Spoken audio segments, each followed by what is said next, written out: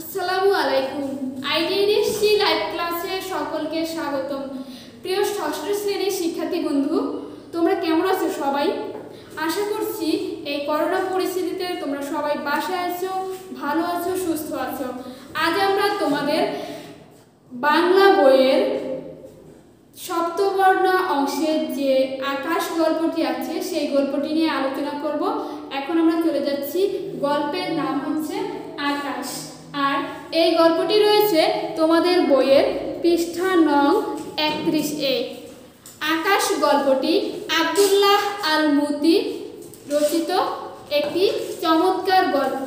আমরা প্রতিদিনের আকাশ নামক যে বিষয়টি দেখতে পাই, পৃথিবীর সর্বত্রই যে আকাশ দেখতে পাচ্ছি, এই আকাশ নিয়ে আমাদের যে বিস্ময় কাজ করে, সেই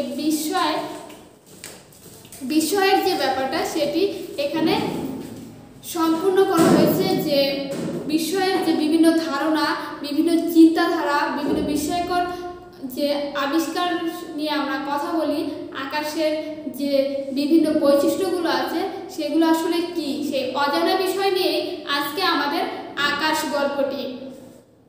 তাহলে আমরা এখন চলে যাচ্ছি আকাশ গল্পটিতে আব্দুল্লাহ আল মুতি কি বলতে চেয়েছিল সেটা একটু জেনে নেওয়া যাক। আমরা দেখতে পাচ্ছি যে গল্পটাতে শুরুতেই রয়েছে একটি আকাশের চিত্র, আর নিচে রয়েছে কিছু ভবন, বাড়ি, ঘর, এগুলো। আর আকাশে একটি সোজা দাগ দেখতে পাওয়া যাচ্ছে। এই দাগটা হচ্ছে রকেট চলে যাওয়ার যে পথটি ছিল সেই পথ দেখা যাচ্ছে মেবি। তো আমরা এখন গল্পটি পড়ে নিচ্ছি। খোলা জায়গায় মাথার উপরে দিন রাত আমরা আকাশ দেখতে পাই। গাছপালা, নদী নালা দুনিয়ার কোথাও আছে, আবার কোথাও নেই। এমনকি ঘর বাড়ি, জীব জন্তু সব জায়গায় নাও থাকতে পারে, কিন্তু আকাশ নেই। ভূপৃষ্ঠে এমন জায়গা কল্পনা করা শক্ত বা কঠিন।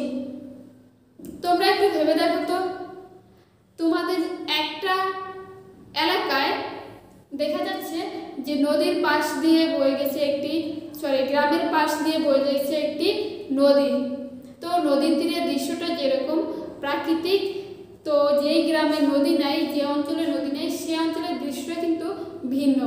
আবার দেখো, এক ধরনের প্রাণী এক দেশে বসবাস করতেছে কিন্তু অন্য দেশে পাওয়া যাচ্ছে না। যেমন বরফের দেশে পেঙ্গুইন বাস করে, কিন্তু আমাদের মতো অঞ্চলে নাতিশীতোষ্ণ বা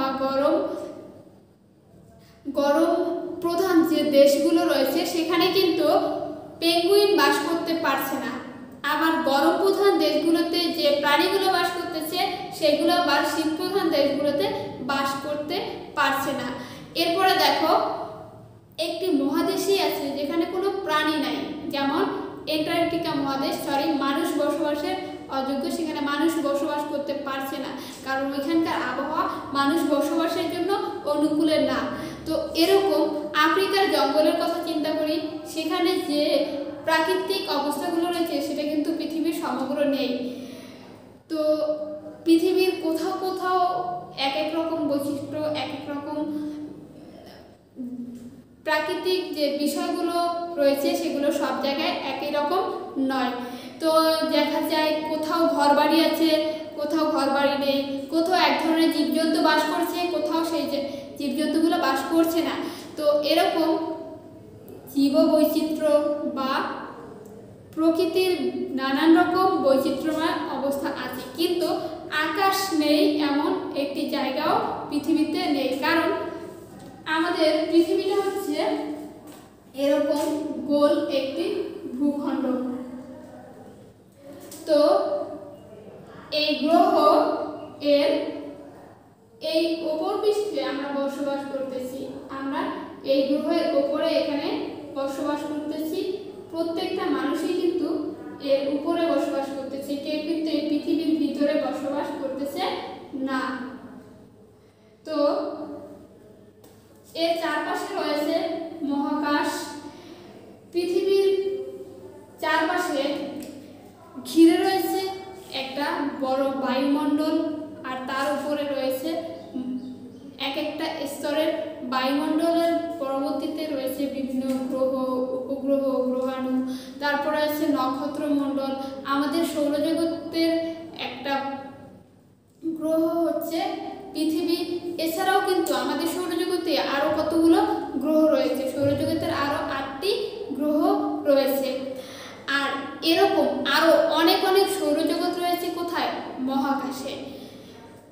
তো একটা গ্রহে রয়েছে এক এক রকম পরিবেশ, এক এক রকম অবস্থা। তো আমাদের পৃথিবীর চারপাশেই কিন্তু রয়েছে আকাশ। এই পৃথিবীর চারপাশটাকে ঘিরে রয়েছে কি? আকাশ। আর তার চারপাশ কিন্তু অনেক বৈচিত্র্যময়, যেগুলো আমরা সাধারণত দেখতে পাই না। আমরা একটা নির্দিষ্ট বায়ুমণ্ডল দ্বারা আবদ্ধ, তো যার কারণে আমরা পরবর্তী অংশটা দেখতে পাই না। তো দিনের বেলায় যে সোনার থালার মতো সূর্য কিরণ ছড়ায় চারপাশে, সেই জিনিসটা কিন্তু এরকম গোলাকৃতি, তাই না? সূর্যের আকৃতি আমরা এরকম গোল দেখি। এটা যখন সকালবেলা ওঠে তখন রক্ত লাল রঙের, কিছুক্ষণ পরে দেখা যায় এটি সোনার থালার মতো ঝকঝক করে আলো ছড়াচ্ছে, তাই না? তো এটি সূর্যের আলো ছড়াচ্ছে, এটি সূর্য, তাই এর আলো ছড়ানো এর কাজ।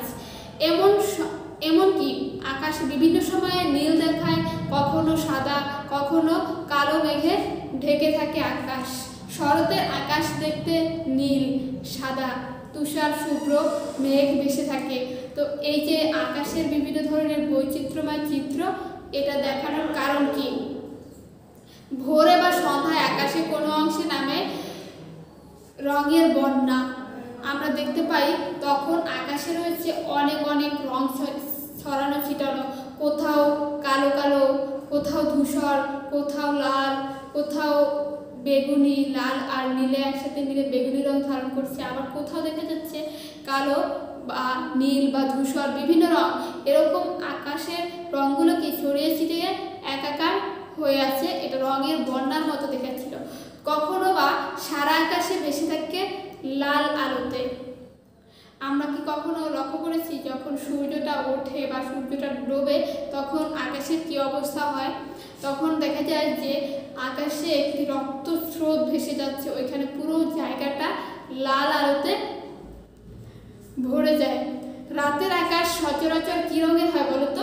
রাতের আকাশ সাধারণত কালো রঙের হয়, কিন্তু যখন চাঁদের আলো কালো এই আকাশের বুকে জ্বলতে থাকে তখন রূপালী চাঁদ আর অসংখ্য ঝকঝকে তারা আর গ্রহ কিন্তু আমরা দেখতে পাই। রাতের আকাশে যখন চাঁদ ওঠে তখন রাতের এই কালো আকাশটাই কিন্তু ঝকঝকে দেখায়।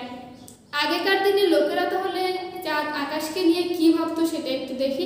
আগেকার দিনে লোকে ভাবতো আকাশটা বুঝি পৃথিবীর ওপর একটা কঠিন কিছুর ঢাকনা।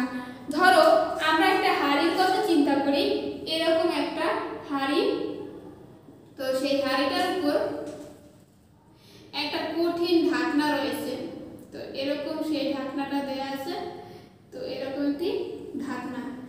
পৃথিবীটা যদি গোল হয় তাহলে এটির উপর একটি ঢাকনা আবৃত রয়েছে আকাশ, এরকম একটি চিন্তা করতো।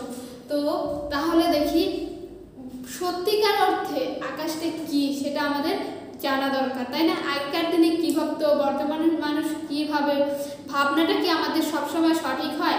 সঠিক তথ্য নিয়ে আমরা যখন যথাযথ বিশ্লেষণ করে একটি ফলাফল পেয়ে যাই সেটি কিন্তু সঠিক তথ্য, আর ভাবনাটা হচ্ছে এলোমেলো এবং সঠিক আর ভুল দুইটার একটা সংমিশ্রণ।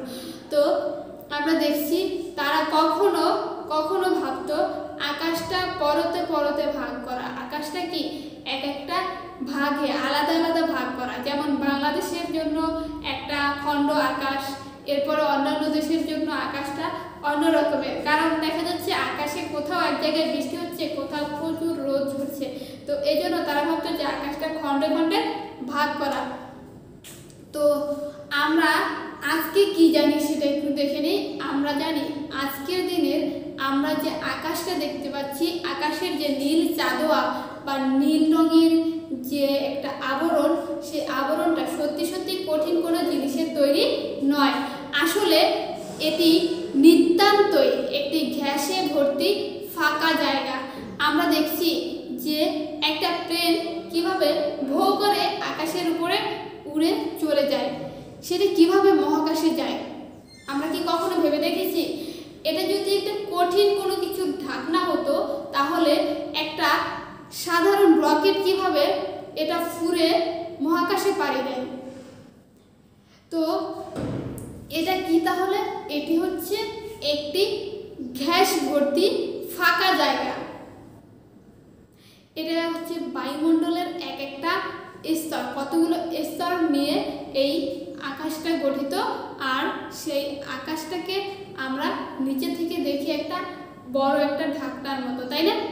হরহামেশা আমরা যে আকাশ দেখি তা আসলে পৃথিবীর বায়ুমণ্ডলের ঢাকনা।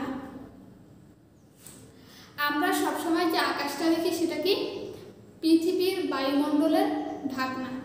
তার মানে কি, দেখো আমাদের যে গোলাকৃতি পৃথিবীটা আছে সেই পৃথিবীটার ওপর একটা বায়ু দ্বারা আবদ্ধ এলাকা।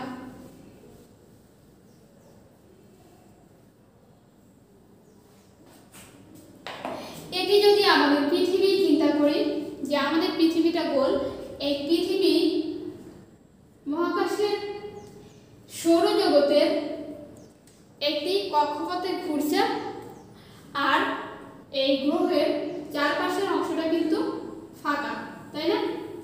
এই ফাঁকা জায়গাটা হচ্ছে বায়ুমণ্ডল দ্বারা আবদ্ধ, আর আমরা সেই বায়ুমণ্ডলের স্তরটি দেখতে পাই, আর সেটি হচ্ছে আমাদের পৃথিবী গ্রহের বায়ুমণ্ডলের ঢাকনা। মানে এই স্তরটা দ্বারা আমাদের পৃথিবীটা আবদ্ধ।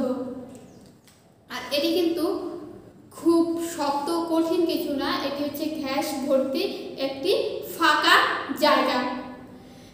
সেই বায়ুমণ্ডলে কি রয়েছে তাহলে? এই বায়ুমণ্ডল কতগুলো বায়ু, এক একটা স্তর, ধাপ, এগুলো নিয়ে গঠিত হয়েছে বায়ুমণ্ডল। আর এই বায়ুমণ্ডলে কি কি আছে? বায়ুমণ্ডলে রয়েছে nitrogen, oxygen, carbon die oxide, এমনি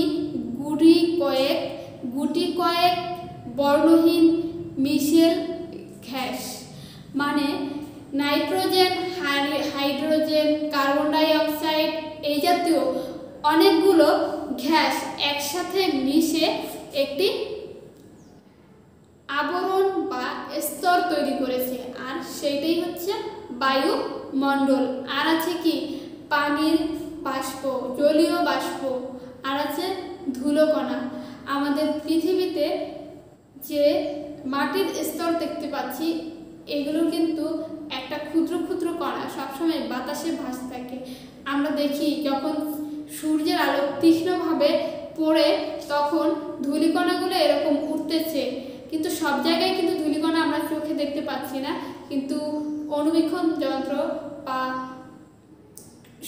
অতি সূক্ষ্মভাবে তাকালে যখন সূর্যের আলো তীক্ষ্ণভাবে পড়ে বা একটা শক্তিশালী আলো যখন পড়ে তখন আমরা দেখতে পাই যে ধূলিগুলো কিন্তু উঠতেছে। এরপরে আছে জলীয় বাষ্প। বাতাসে কিন্তু জলীয় বাষ্প মিশে আছে সব সময়।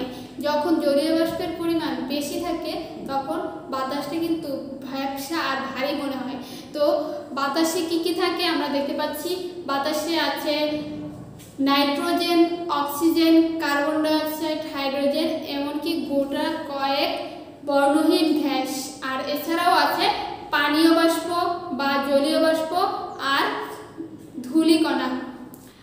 আকাশ যদি বর্ণহীন গ্যাসের মিশেল হয় তবে তা নীল দেখায় কেন? একটি চমৎকার প্রশ্ন। কিন্তু আমরা জানি যে আকাশটা হচ্ছে বর্ণহীন, তাই না? তাহলে যদি বর্ণহীন হয়, নীল তো একটা বর্ণ, আর আমরা আকাশটাকে তো বিভিন্ন সময় বিভিন্ন রঙের দেখি, বিভিন্ন বর্ণের দেখি, এটা কেন দেখায়?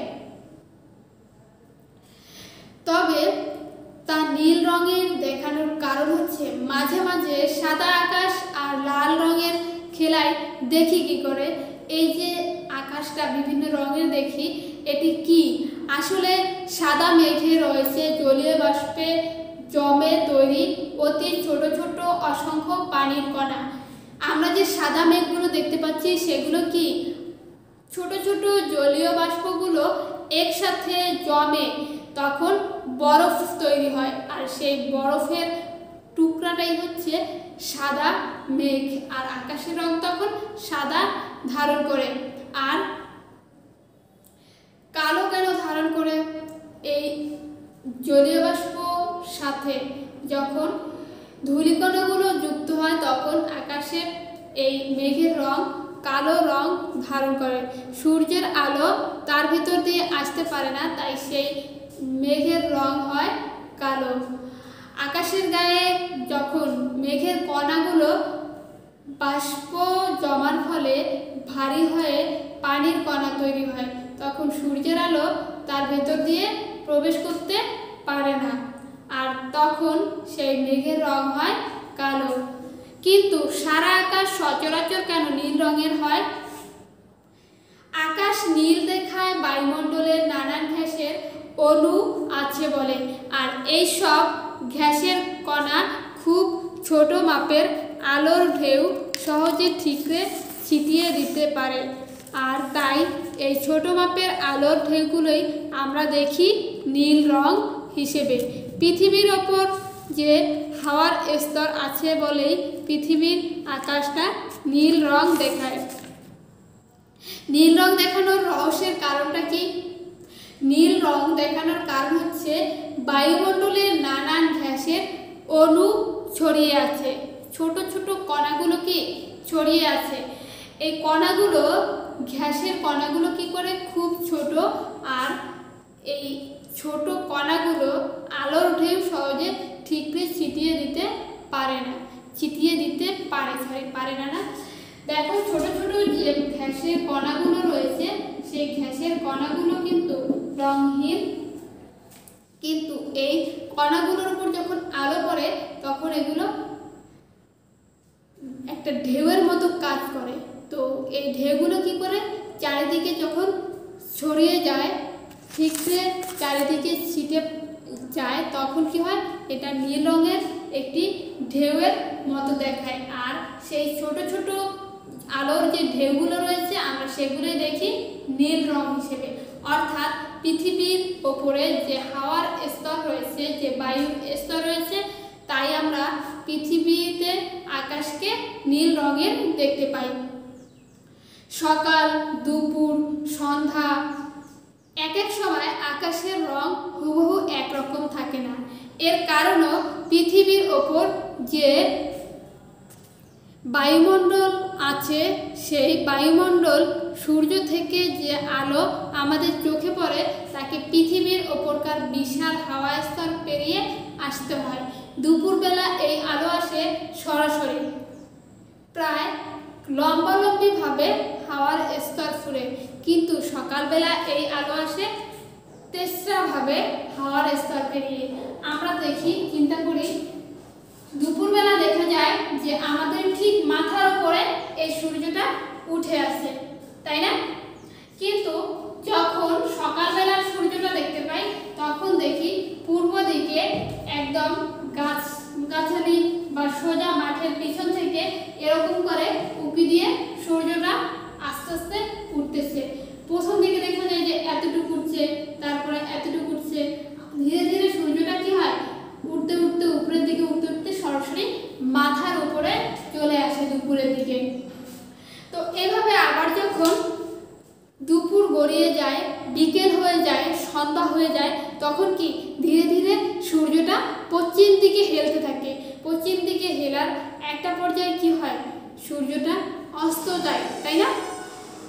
তো সূর্যটা যখন এই পৃথিবী থেকে বা একটা অঞ্চল থেকে অস্ত যায় তখন সূর্যটা পশ্চিম দিকে চলে যায়, আর পশ্চিম দিকে দেখা যায় যে তখন আবার পশ্চিম দিক থেকে সূর্যটা নিচে চলে যাচ্ছে, তখনও কিন্তু আলোটা তেসরাভাবে পড়তেছে, তাই না? তো এই কারণেই এক এক সময়ে আকাশের রঙের অবস্থা এক এক রকম হয়ে থাকে। আর সকাল সন্ধ্যায় মেঘের হাওয়ার ধুলোর কণার ভেতর দিয়ে লম্বালম্বি পথ পাড়ি দিয়ে আসার কারণেই সূর্যের রং লাল আলোর ঢেউগুলো দেখায়, আর সেই মেঘ তখন লাল দেখায়। ঘন বৃষ্টি মেঘের বড় বড় কণার ওপর যখন ছেয়ে ফেলে তখন তার ভেতর দিয়ে আলো পেরিয়ে আসতে পারে না, তাই মেঘকে দেখায় কালো। আবার যখন মেঘের ভিতর দিয়ে আলোগুলো পৃথিবীতে ফুরে আসছে তখন আমরা নীল আকাশ দেখতে পাই। তো আগেকার দিনে যখন আমাদের ওপরকার আকাশ নিয়ে বিজ্ঞানীরা বিভিন্ন পরীক্ষা নিরীক্ষা করতেন শূন্যে বেলুন পাঠিয়ে বা যন্ত্রপাতি শুদ্ধ রকেট পাঠিয়ে, তখন তারা এই তথ্যগুলো জানার জন্যই বিভিন্ন গবেষণা করেছিলেন। আজ মানুষ নিজেই মহাকাশ যানে চেপে সফর করেন পৃথিবীর ওপর বহু দূর পর্যন্ত। পৃথিবী ছাড়িয়ে যেতে পেরেছে চাঁদে। পৃথিবীর ওপর 150-200 মাইল বা এর থেকে অনেক বেশি উপর দিয়ে ঘুরছে অসংখ্য মহাকাশ যান, আর সেখান দিয়ে ঘুরছে যেখানে হাওয়া নেই বা হাওয়া নেই বললেই চলে। মহাকাশ যান দিন রাত তোলা হচ্ছে পৃথিবীর ছবি। মহাকাশ যান থেকে দিন রাত তোলা হচ্ছে কিসের ছবি? পৃথিবীর ছবি। জানা যাচ্ছে কোথায় কখন আবহাওয়ার অবস্থা কেমন, কোন দেশে কেমন ফসল হচ্ছে। মহাকাশ যান থেকে ঠিকরে দেওয়া হচ্ছে টেলিফোন, আর সেই টেলিভিশনের সংকেত। তাই দূরদেশের সঙ্গে যোগাযোগ আজ অনেক সহজ হয়ে উঠেছে। আমরা কৃত্রিম উপগ্রহের নাম শুনেছি। কৃত্রিম উপগ্রহ কিন্তু আমাদের পৃথিবীর উপর দেশে অবস্থিত, তাই কৃত্রিম উপগ্রহের সাহায্যে সমগ্র পৃথিবীতে যোগাযোগ করা সম্ভব হচ্ছে। তো এই যে মহাকাশের যে গল্পগুলো শুনেছি, আমরা কি ছোটবেলার সেই কবিতাটি মনে পড়ে যে তোমাদের যুগে তোমরা যখন খেলেছো ফুতুল খেলা, আজিকার দিনে আমরা এখন লেখাপড়ার করি মেলা। তো এই যে আগেকার দিনের চিন্তাভাবনার সাথে বর্তমান দিনের যে চিন্তাভাবনার পার্থক্য, তারা তখন আকাশকে ভাবত অনেক কল্পনা জল্পনার অনেক কিছু, আর আমরা এখন জানি কি আকাশ একটি বায়ুমণ্ডল। আকাশ একটি বায়ুমণ্ডলের স্তর, এটি একটি গ্যাস ভর্তি ফাঁকা জায়গা। এটি কেন বিভিন্ন রঙের দেখায়, এটি কিভাবে বিভিন্ন রঙের দেখায়, এ যাবতীয় অনেক তথ্য আমরা জানি। মঙ্গল নামক একটি গ্রহের আবিষ্কার হয়েছে, পৃথিবীতে কতগুলো গ্রহ রয়েছে। এছাড়াও আমরা জানতাম যে মহাকাশে একটা মাত্র চাঁদ আছে। এখন জানি কি প্রত্যেকটা গ্রহেরই একাধিক উপগ্রহ রয়েছে, এক বা একাধিক উপগ্রহ থাকতে পারে। পৃথিবীর একমাত্র উপগ্রহ চাঁদ, তাই বলে মহাকাশের একমাত্র উপগ্রহ কিন্তু চাঁদ নয়। তো এ যাবতীয় অনেক তথ্যই আজকে আমরা জানি, তাই না? তো আমরা আজকে জানলাম আকাশ কেন নীল দেখায়, আকাশ কেন লাল দেখায়, আকাশ কেন বিভিন্ন রঙের দেখায়, আকাশটা আসলে কি। এ যাবতীয় অনেক তথ্যগুলো আজকে আমরা জানলাম। বিজ্ঞান সম্পর্কিত জানতে সবারই ভালো লাগে, তাই না? বিজ্ঞানের যে চিন্তা, এই চিন্তা চেতনা যদি আমরা নিজের মধ্যে সবসময় জাগ্রত রাখি, তাহলে আমরা ধীরে ধীরে আরও অনেক বিজ্ঞান বিষয়ক জ্ঞান অর্জন করতে পারবো। সেগুলোকে আমাদের মানব জীবনে বিভিন্ন ক্ষেত্রে কাজে লাগাতে পারবো। তো আজকে আমরা জানবো এই অধ্যায়ের শব্দার্থ ও পাঠ পরিচিতি, পাঠের উদ্দেশ্য।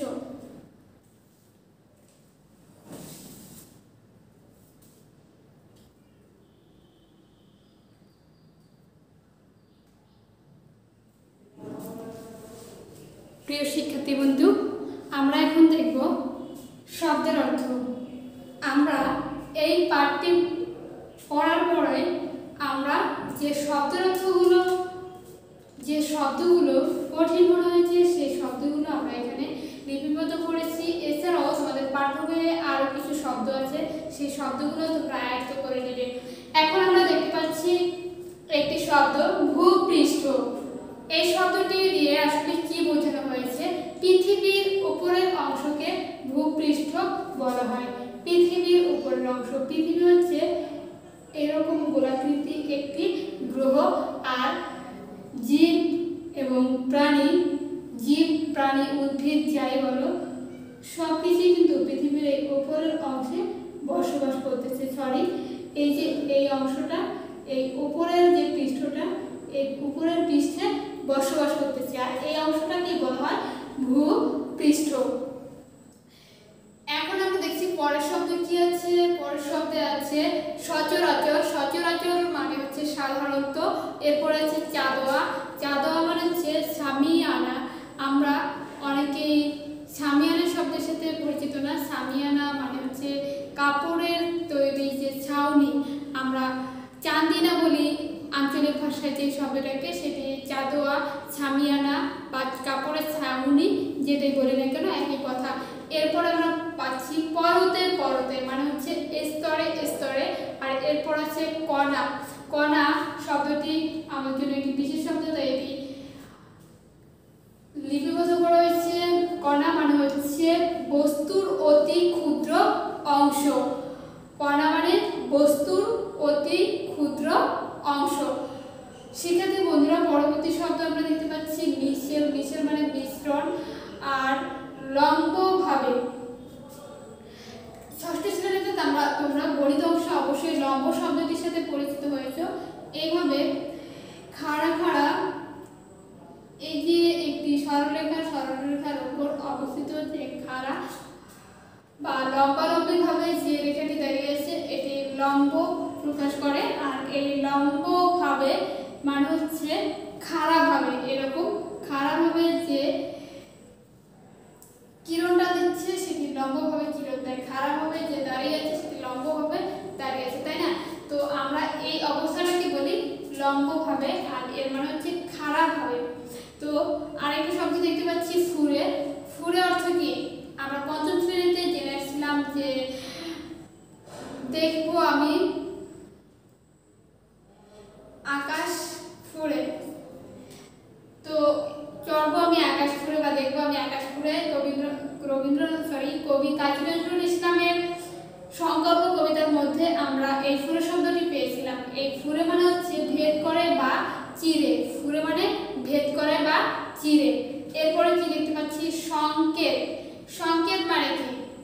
কোনো একটা কিছু নির্দেশ দেওয়া, ইশারা দেওয়া বা ইঙ্গিতে বোঝানোটাকে সংকেত বলা হয়ে থাকে। আমরা একটি বিষয়কে একটি ফোঁটার মাধ্যমে প্রকাশ করতে পারি, একটি রেখার মাধ্যমে প্রকাশ করতে পারি, বা একটি সংক্ষিপ্ত ছবি বা কোনো একটা চিহ্নের মাধ্যমে প্রকাশ করা নিয়ে হচ্ছে সংকেত।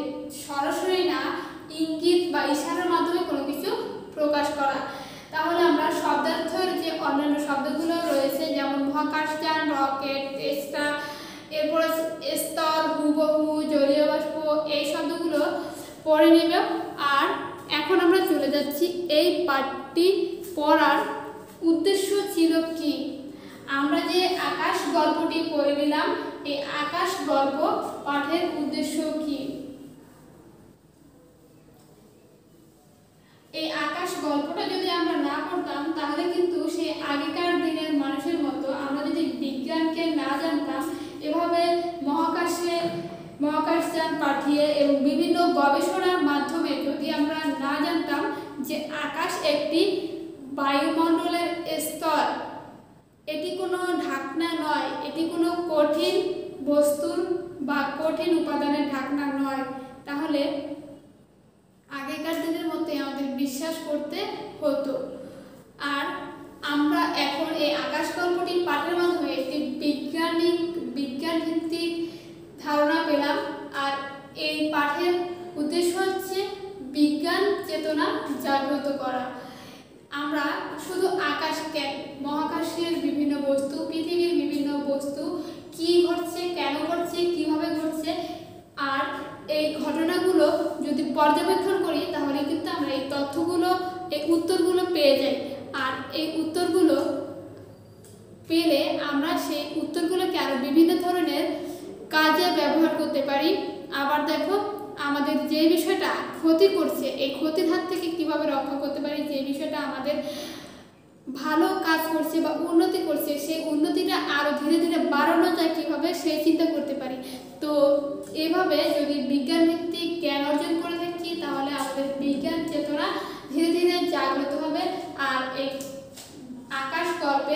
পাঠের উদ্দেশ্য হচ্ছে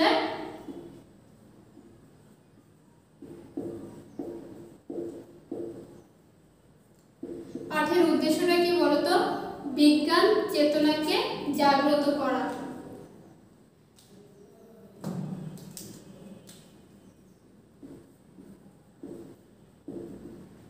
বিজ্ঞান চেতনাকে জাগ্রত করা, এটি ছিল এই আকাশ গল্পটি পাঠের অন্যতম উদ্দেশ্য। আর এখন আমরা চলে যাব পাঠ পরিচিতি অংশে। পাঠ পরিচিতি, আমরা যে গল্পটি পড়েছি এই গল্পটা সংক্ষেপে সত্যিকার অর্থে কি বোঝাতে চেয়েছে বা বলতে চেয়েছিলেন সেটি লেখকের কথা নয়, সাধারণভাবে একটি সংক্ষিপ্ত বর্ণনা। পাঠ পরিচিতি, এই পাঠে আসলে কি বোঝানো হয়েছে সেই বিষয়টি নিয়ে এখন আমরা একটু জেনে নিই। এক সময় আকাশকে মনে করা হতো মানুষের মাথার উপরে বিশাল একটি ঢাকনা। এই ব্যাখ্যাটি আমি এর আগেও পড়েছি। মানুষ কি ভাবতো? মানুষের মাথার উপরে যে বিশাল আকাশ রয়েছে এটি একটি শক্ত কঠিন বস্তুর ঢাকনা, যেটা দিয়ে ঢাকা আছে। তো আসলে এই আকাশ কিন্তু কোনো ঢাকনা নয়, এ হচ্ছে বায়ুর স্তর। এটি হচ্ছে কি? বায়ুর স্তর। বাতাসে প্রায় 20টি বর্ণহীন গ্যাস মিশে আছে, আর এই গ্যাসগুলো ক্ষুদ্র ক্ষুদ্র অণু বাতাসে ছড়িয়ে থাকায় আকাশকে নীল দেখায়। প্রত্যেকটা গ্যাসের যে ক্ষুদ্র ক্ষুদ্র কণা, ক্ষুদ্র ক্ষুদ্র অণু রয়েছে, সেই অণুগুলো আকাশে ছড়িয়ে ছিটিয়ে রয়েছে। বাতাসে ছড়িয়ে ছিটিয়ে থাকার কারণে সূর্যের আলো এর ভিতর দিয়ে ভেদ করে যখন আসতেছে তখন আমরা এই আকাশটাকে কি রঙের দেখছি? নীল রঙের দেখছি। সকাল বা সন্ধ্যায় মেঘ ও বাতাসের দীর্ঘ পথ অতিক্রম করতে পারে শুধু সূর্যের লাল আলো, তাই এই সময়ে মেঘকে লাল দেখায়। মেঘকে যখন লাল দেখায় তখন আমরা মনে করি আকাশের রংটা এখন লাল, তাই না? তো যখন আবার বৃষ্টি আসবে এরকম একটা অবস্থা হয়, বৃষ্টি হয়, তখন আকাশ কি হয়? মেঘে ঢেকে যায়। ক্ষুদ্র ক্ষুদ্র যে জলীয় বাষ্পের কণা রয়েছে সেই কণাগুলো একসাথে জড়ো হয়, আর জড়ো হয়ে একটি মেঘ তৈরি করে, আর সেই মেঘ ভেদ করে সূর্যের আলো পৃথিবীতে পৌঁছাতে পারে না। তখন মেঘকে কালো রঙের দেখায়, আর তখনই আমরা বলি আকাশের রং এখন কালো হয়েছে। তো বৃষ্টি আর মেঘে যখন আকাশ ছেয়ে ফেলে তখন আকাশকে দেখায় কালো। বর্তমানে মহাশূন্যে বিভিন্ন মহাকাশযান পাঠানোর মাধ্যমে বিজ্ঞানীরা নানা ধরনের পরীক্ষা নিরীক্ষা চালাচ্ছেন। পৃথিবীর অন্তত কয়েকশো মাইল উপর দিয়ে এই মহাকাশ যানগুলো পাঠানো হয়, আর এই মহাকাশ যান থেকে প্রেরিত অসংখ্য ছবি বা ভিডিও মানুষকে আবহাওয়ার খবর পাঠাচ্ছে। একই কারণে টেলিভিশন, টেলিফোন, মোবাইল ফোন ইত্যাদিতে কত তথ্য পাঠিয়ে সংকেত পাঠিয়ে যোগাযোগ ব্যবস্থাকে বিশ্বব্যাপী বিস্তৃত করা সম্ভব হয়েছে। আজকের দিনের যে ইন্টারনেট, এটিও কিন্তু একটি মহাকাশ কেন্দ্রিক নেটওয়ার্কিং ব্যবস্থা, যার কারণে পৃথিবীর এক প্রান্ত থেকে অপর প্রান্তে থাকা মানুষের সাথে আমরা যোগাযোগ করতে পারতেছি। পৃথিবীর হাজার হাজার মাইল উপর দিয়ে যে মহাকাশ যানগুলো যাচ্ছে সেগুলো মহাকাশ থেকে ছবি তুলে কিন্তু বর্তমানের আবহাওয়ার খবর পাঠাচ্ছে। এরপরে দেখো, আমরা যে ঈদের চাঁদটা দেখি সেই চাঁদটা কি করে? ঈদের চাঁদ পৃথিবীতে দেখা যাচ্ছে না, চাঁদটাকে মহাকাশে গিয়ে দেখে আসে যে চাঁদ উঠছে কিনা। তো এরকম বিভিন্ন নতুন নতুন আবিষ্কার, নতুন নতুন বিজ্ঞান চিন্তা, বিজ্ঞানের আবিষ্কারের যে ধারা, এই ধারা অব্যাহত থাকবে যদি আমরা বিজ্ঞান চিন্তা, বিজ্ঞান চেতনায় নিজেকে জাগ্রত করি, বিজ্ঞানের প্রতি আগ্রহবোধ নিয়ে ধীরে ধীরে নিজেকে বিজ্ঞানকেন্দ্রিক গবেষণার দিকে নিয়ে যাই, এগুলো নিয়ে অনেক বেশি কাজ করি, তাহলে কিন্তু আমরাও ধীরে ধীরে উন্নত হব। তো শিক্ষার্থীবৃন্দু, এখন আমাদের একটি কাজ আছে, সেই কাজটি আমরা করব। আর তার পাশাপাশি আমরা এখন চলে যাব লেখক পরিচিতি অংশে। তো লেখক পরিচিতি অংশটি নিয়ে কাজ করার জন্য তোমাদের খাতা এবং কলম আর বই নিয়ে প্রস্তুত থাকো। আর তার আগে আমরা একটু আলোচনা করে আসছি, তোমাদের জন্য একটি বাড়ির কাজ থাকবে। আমরা কি করব, প্রতিদিন তোমাদের বাসায় কম বেশি দেখা যায় যে অনেকের বাসায় পত্রিকা সংগ্রহ করা হয়। সাপ্তাহিক বিভিন্ন বিজ্ঞানভিত্তিক পত্রিকা আছে, সাধারণ দৈনিক পত্রিকাগুলো আছে। সেই পত্রিকাগুলোর একটি পৃষ্ঠায় বিজ্ঞান বিষয়ক খবরাখবরগুলো ছাপা হয়ে থাকে। আর সেই ছাপাকৃত পৃষ্ঠাগুলো আমরা দলে দলে ভাগ হয়ে পঠিত বিষয়ের জ্ঞান ও ধারণা শ্রেণীকক্ষে পোস্টার বা দেয়াল পত্রিকা এসবের মাধ্যমে উপস্থাপন করতে পারি। আর তোমরা বিজ্ঞানভিত্তিক যে সকল তথ্যসমূহ সংগ্রহ করে থাকো, পেয়ে থাকো, সেই তথ্যগুলো লিপিবদ্ধ করেও কিন্তু এই কাজটি করতে। শিক্ষার্থীবৃন্দু, এই কাজটি কিন্তু তোমাদের জন্য খুব বেশি কঠিন না। তোমরা প্রতিদিনের যে টেলিভিশনের খবরগুলো দেখো, সেখানেও কিন্তু বিজ্ঞানভিত্তিক একটি আলাদা অংশ আছে। সেই অংশটি নিয়ে তোমরা যদি একটু মনোযোগ সহকারে শোনো এবং এই কাজগুলো করার চেষ্টা করো, তাহলে কিন্তু খুবই সহজ একটা কাজ, এই কাজটি তোমরা সম্পূর্ণ করতে পারবে। আর এখন আমরা চলে যাচ্ছি লেখক পরিচিতি অংশে।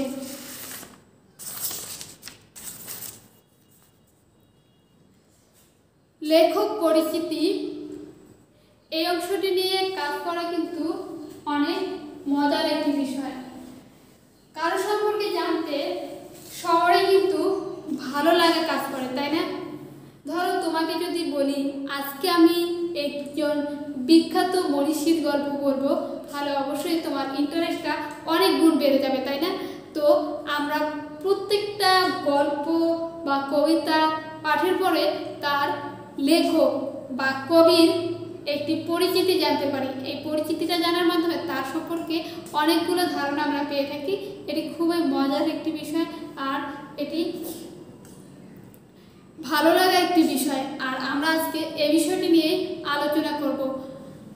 আকাশ গল্পটি কে লিখেছিলেন? আব্দুল্লাহ আল মুতি। আর তিনি কিন্তু শিশুদের জন্য এই বিজ্ঞান বিষয়ক বিভিন্ন তথ্য লিখেই জনপ্রিয় সাহিত্যিক হিসেবে পরিচিতি পেয়েছেন, বিখ্যাত হয়ে আছেন। তো আজকে আমাদের যে গল্পের নাম, সেই গল্পের নামটা কি সেটা আমরা আগে একটু লিখে দেব। কি লিখব? গল্পের নাম। এরপরে আমরা লিখে নিব এই গল্পের লেখকের নাম।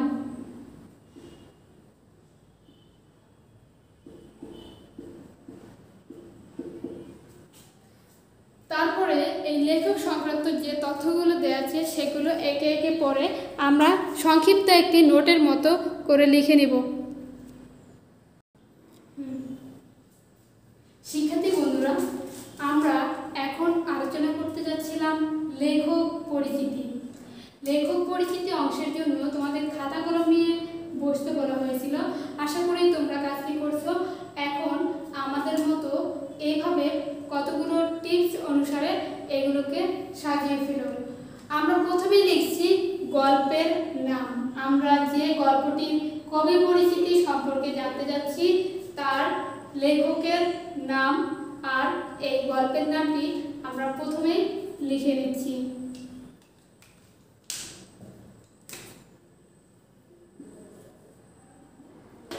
তো আমরা জানি এতক্ষণ আমরা যে গল্পটি পড়েছি সেই গল্পের নাম ছিল আকাশ।